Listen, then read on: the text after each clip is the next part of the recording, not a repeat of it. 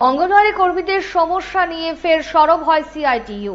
শনিবার সংগঠনের এক প্রতিনিধি দল অভয়নগরস্থিত সমাজ কল্যাণ ও সমাজ শিক্ষা দপ্তরের অধিকর্তার কাছে ডেপুটেশন পেশ করেন। প্রতিনিধি দলে ছিলেন নেত্রী পাঞ্চালী ভট্টাচার্য সহ অন্যান্যরা।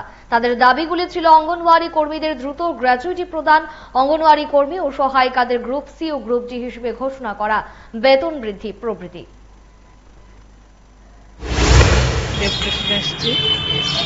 আমাদের 4 দফা দাবি, তার মধ্যে প্রথম দাবি হলো আমাদের গ্র্যাচুইটি প্রদান করা, তারপর অঙ্গনওয়াড়ি কর্মী সহায়িকাদের 3য় শ্রেণী এবং 4র্থ শ্রেণীর কর্মী হিসাবে স্বীকৃতি দেওয়া, বেতন বৃদ্ধি করা এবং দ্রব্যমূল্য যে হারে